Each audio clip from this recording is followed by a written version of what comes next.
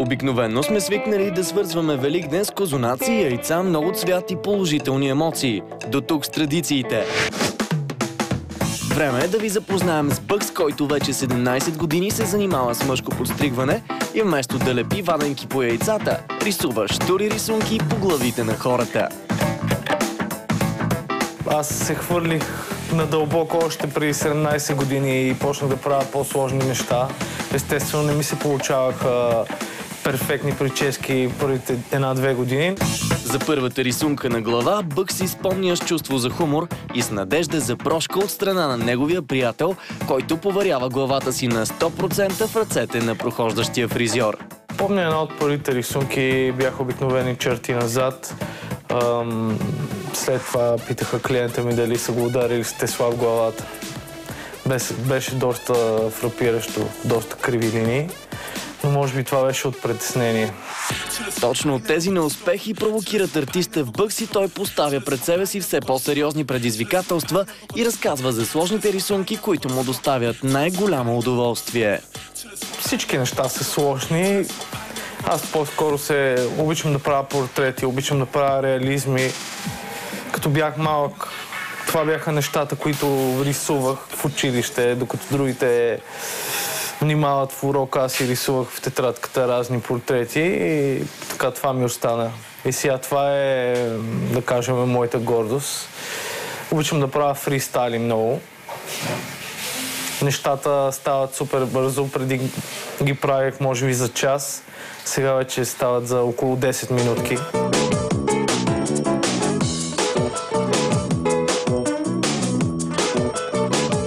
Първите смълчаци са рапърите Румънеца и Енчев.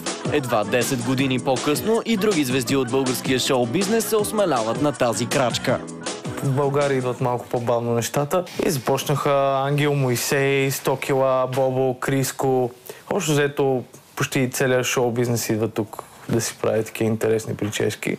На горещия стол на Бъкс сядат хора от всички сфери, възрасти, а напоследък и жените се престрашават да станат част от новата мода.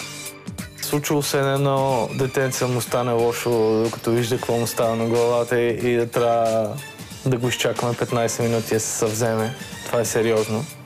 Но като цяло хората, които идват тук, те знаят горе-долу какво ще имат на главата, така че не се притесняват, по-скоро се кефят много. Имам един клиент, Любо, който от 17 години се прави, може би, всеки месец и никога не си е правил обикновена прическа.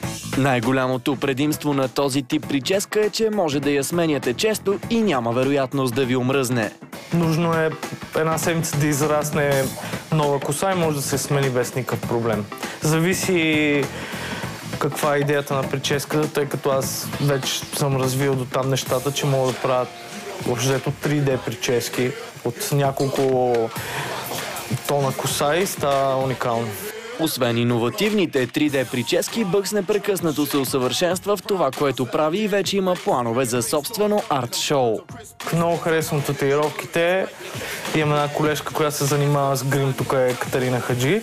Искам да съчетая тези три неща, т.е. рисунките, татуировките и грима и да направим някакво арт-шоу. Изненадващо, но факт. Оказва се, че няма модни тенденции в този стил подстригване и всичко, което искате да си направите, може да е уникално и да се превърне в хит. Общо взето клиентите, които идват тук, вече ми имат доверие и сядат на стол и казват прави каквото искаш. Може би ти ще си един от тях след малко.